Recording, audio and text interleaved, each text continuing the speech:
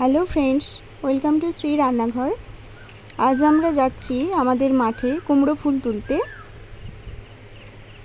এই যে এটা আমাদের বাগানে হয়েছে কুমড়ো ফুলগুলো, আমার মা কুমড়ো ফুল তুলছে।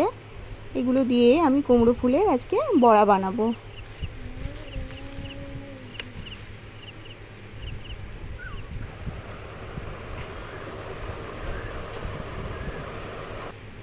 মুসুর ডাল ভিজিয়ে নিয়েছি। এই মুসুর ডালগুলো আমাদের চাষের মুসুর ডাল, একদম ফ্রেশ। এটা আমি মিক্সিতে বেটে নেব। এবার এতে আমি পরিমাণ মতো নুন আর হলুদ গুঁড়ো দিয়ে দিলাম, আর একটু চালের গুঁড়ি দিয়ে দিচ্ছি। দিয়ে একটু জল দিয়ে ভালো করে ফেটিয়ে নেব। এবার দেব এতে সামান্য পেঁয়াজ কুচি আর একটু কাঁচা লঙ্কা কুচি। কুমড়ো ফুলগুলো ভালো করে ধুয়ে আমি জলটা নিগড়িয়ে রেখেছি। এবার আমি কড়াতে তেল দিয়ে দেব। দুটো কড়াই করে ভাজবো যাতে তাড়াতাড়ি হয়ে যায়, নাহলে অতগুলো ফুল ভাজতে অনেক সময় লাগবে। এবার আমি 3-4টে কুমড়ো ফুল একসঙ্গে ডালের ব্যাটারে ডুবিয়ে তেলটা গরম হতে কড়াতে দিয়ে দেবো।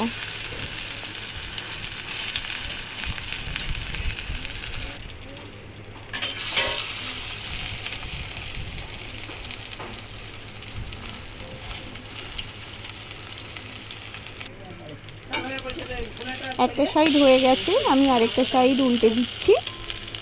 এগুলো আমি ডুবো তেলে ভাজবো না, এরকম তেল ছড়িয়ে ছড়িয়ে হালকা তেলে ভাজবো, এতেই এগুলো ভালো লাগবে খেতে।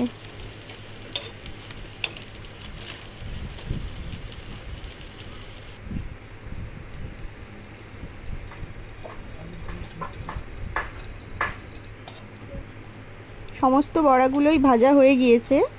এবার আমি এগুলোকে একটা প্লেটের মধ্যে ঢেলে নিচ্ছি।